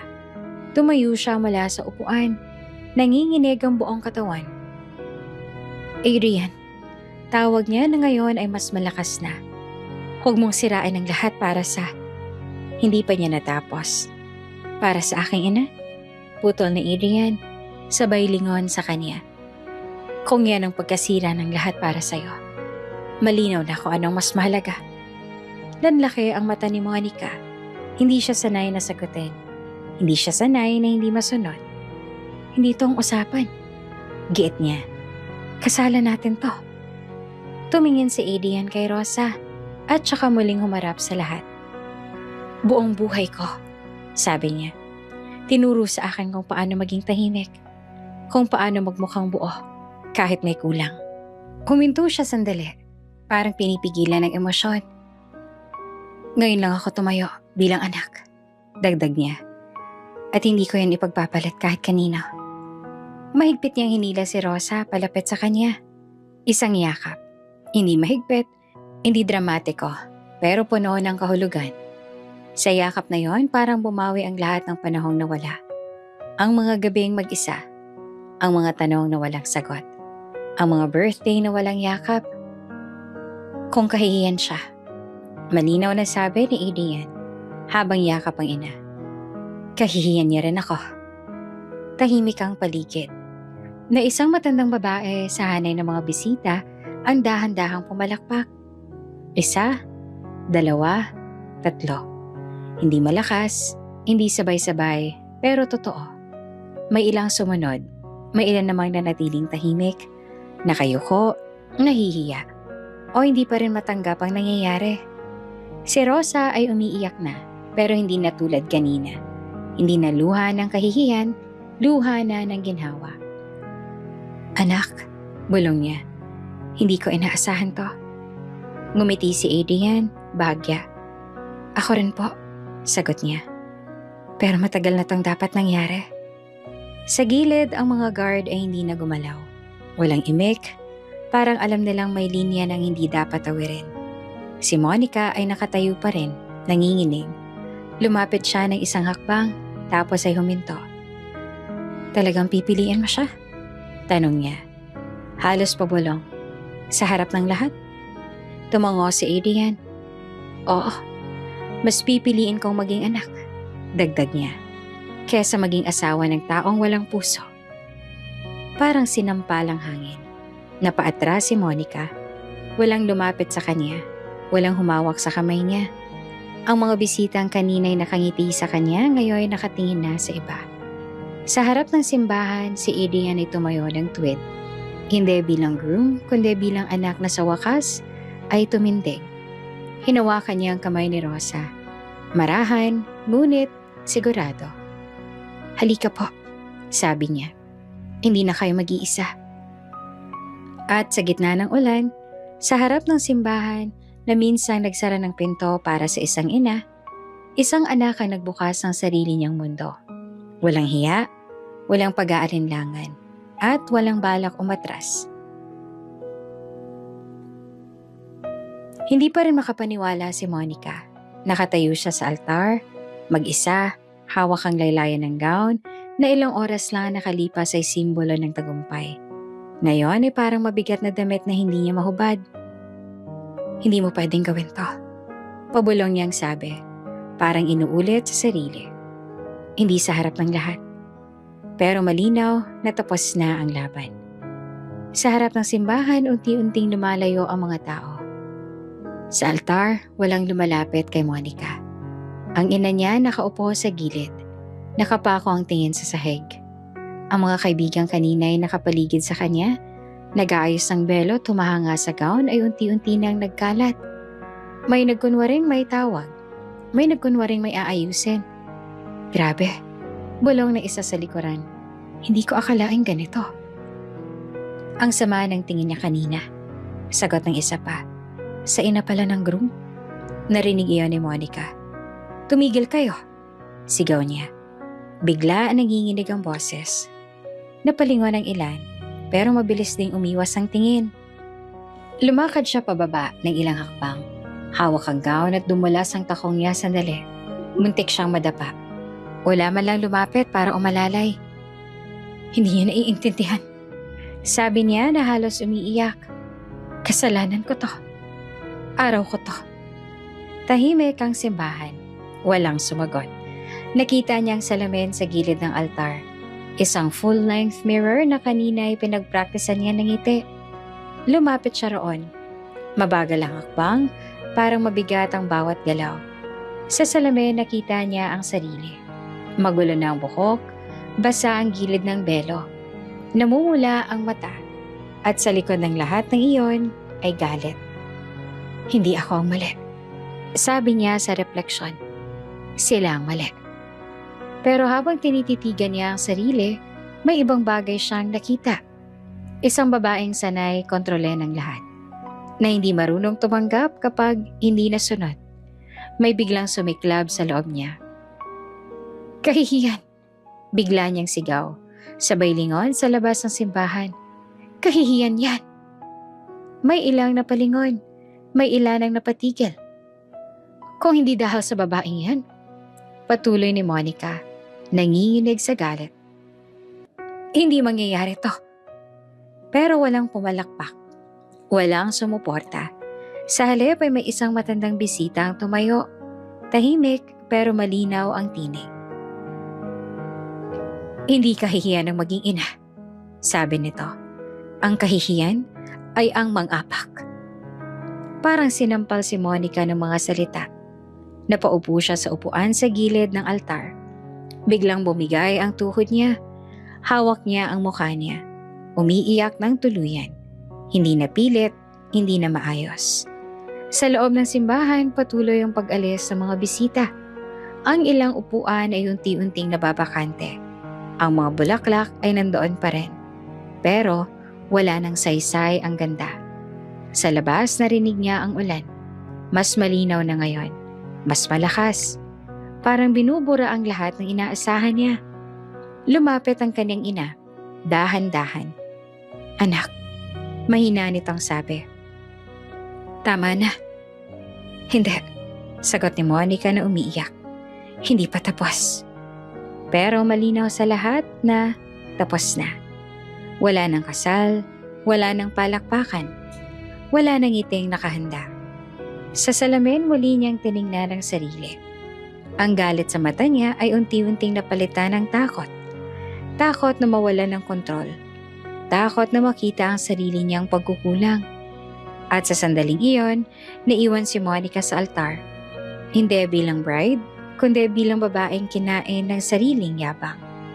Habang sa labas sa ilalim ng ulan, may isang ina at isang anak na magkasamang humaharap sa bagong simula. Malayo sa entablado, pero buo ang loob. At sa katahimikan ng simbahan, malinaw ang pagbagsak.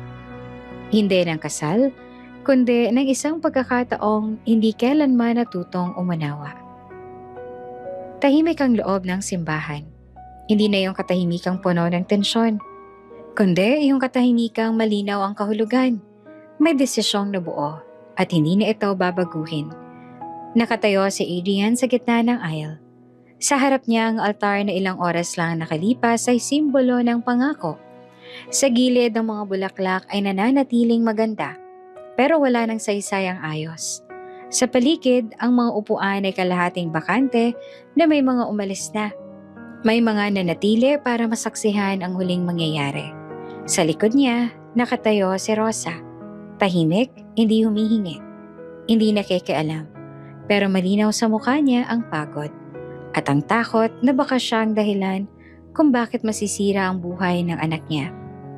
Anak, mahinang tawag ni Rosa. Kung dahil sa akin, lumingon si Adrian at ngumiti ng marahan. Hindi po dahil sa inyo, sabi niya. Dahil po sa katotohanan. Huminga siya ng malalim at saka muling humarap sa altar.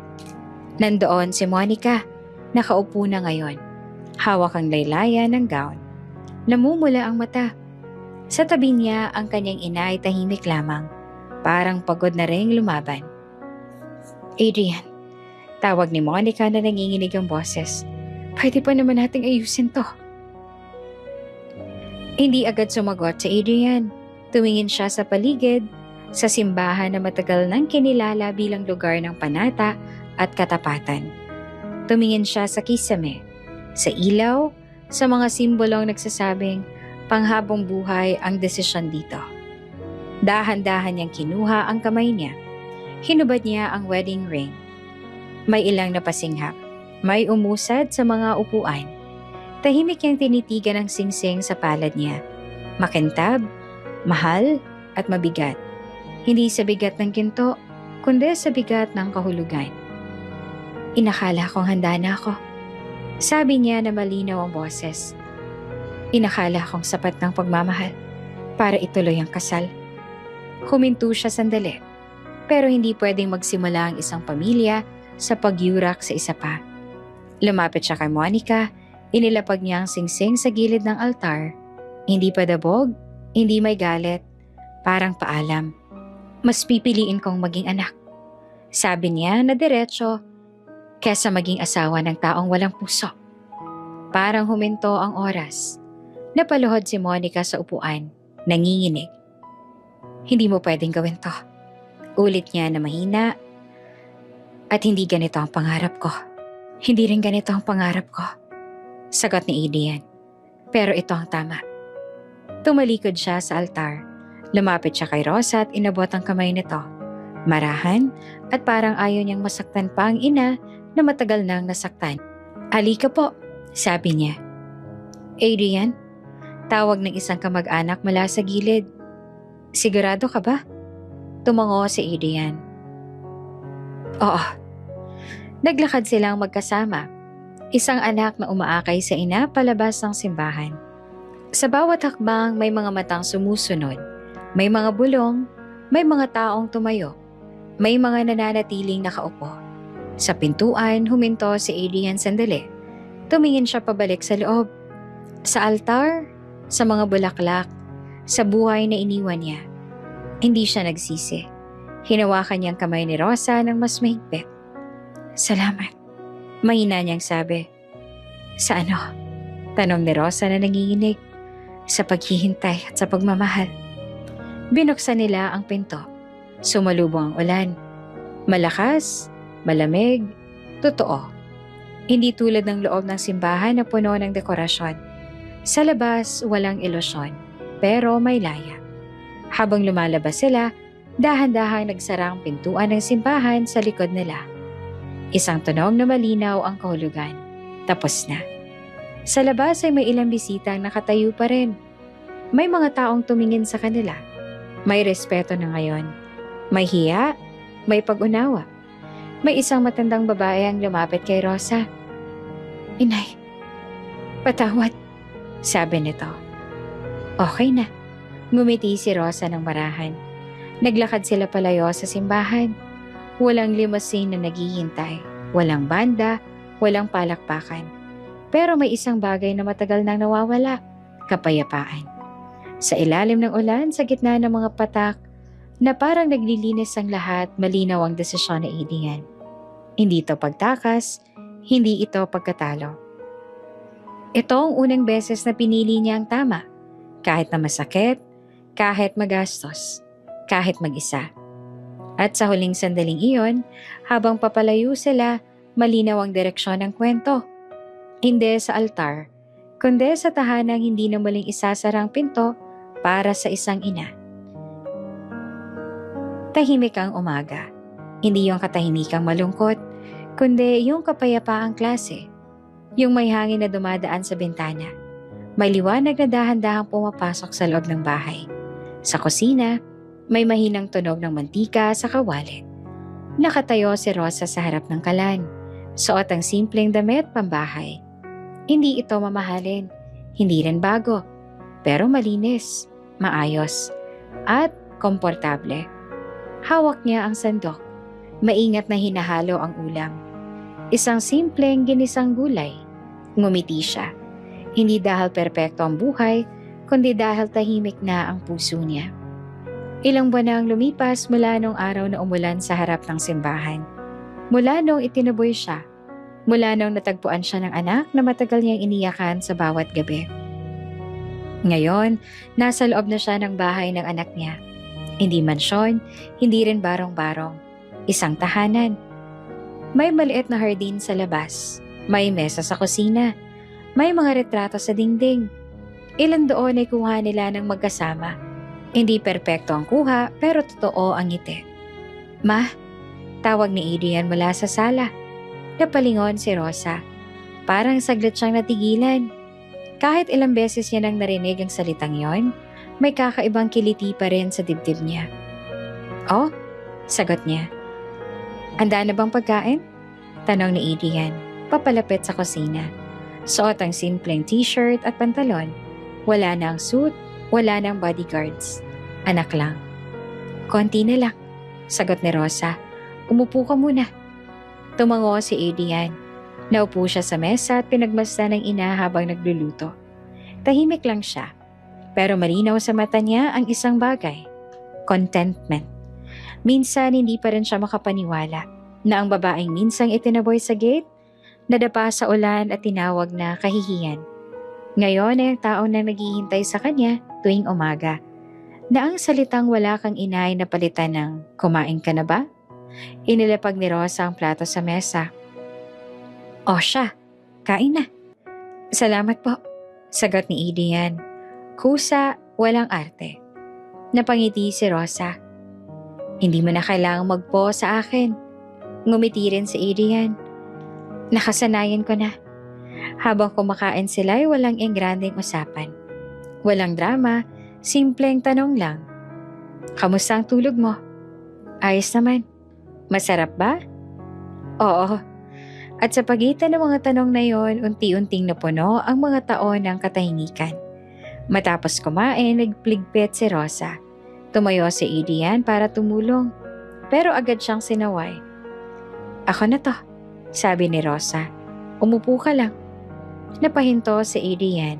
Lumapit siya sa likod ng ina. Ma, tawag niya ulit na mas mahina. Tumigil si Rosa sa ginagawa niya. Dahan-dahang yumakap si Adrian mula sa likod.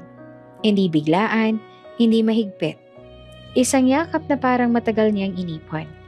Napapikit si Rosa. Hindi siya nagsalita. Hindi niya tinanong kung bakit. Hinawakan lang niya ang kamay ng anak na nakayakap sa kanya.